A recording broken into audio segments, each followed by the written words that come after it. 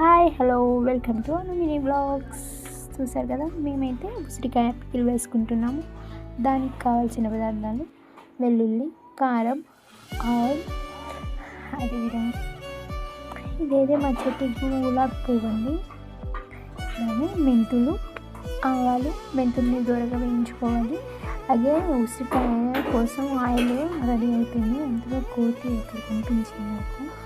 ఆవాలని దంచుకోవాలండి. మిక్సీలో వేస్తే అంత రుచి ఉండదు కాబట్టి ఆవాలు మెంతుని సపరేట్గా దంచుకోవాలి. అది ఎందుకగా అల్లా అనేది రెడీ అవుతుంది. ఈ విధంగా రెడీ అయ్యింది. వెల్లుల్ని కూడా కచ్చపచ్చగా దంచుకోవాలి. ఇప్పుడు అన్ని పదార్థాలు రెడీ అయిపోయాయి. చూసినట్లయితే ఇక్కడ చూడొచ్చు మీరు. అదేవిధంగా ఇందాక చూపించిన వాటిలో చింతపండుని హాట్ వాటర్లో కాసేపు నానబెట్టుకొని దాన్ని మనము పసుపు వేసి చింతపండుని కొంచెం ఆయిల్లో ఫ్రై లాగా చేసుకోవాలి.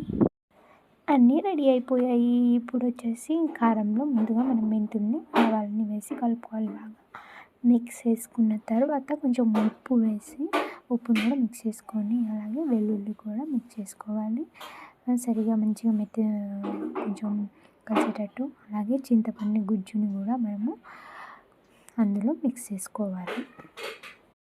ఇలా మొత్తం మిక్స్ అయిపోయిన తర్వాత దాన్ని అక్కడ ఉన్న ఉసిరికాయలలో బాగా కలిపేసుకొని మంచిగా ఉన్న ఆయిల్ని కొంచెం మనము ఇందాక ఫ్రై చేసుకున్న ఆయిల్ ఉంది కదా, ఆ ఆయిల్ని మనము ఉసిరికాయలో అక్కడ వేసుకోవాలి. ఇలా కలిపేసుకున్న తర్వాత మనము చూస్తే అసలు ఎలా ఉంటుందంటే చాలా పర్ఫెక్ట్గా వస్తుంది. చూసారు కదా, ఈ ఆయిల్ని ఇలా మనము అందులో పోసుకొని బాగా మిక్స్ చేసుకోవాలి. ఇది మేము రెండోసారి వేసినప్పటికీ, అంటే ఫస్ట్ సారి వీడియో తీసేంత ఐడియా రాలేకపోయింది. అందుకోసమే ఇప్పుడు నేను వీడియో తీస్తున్నాను.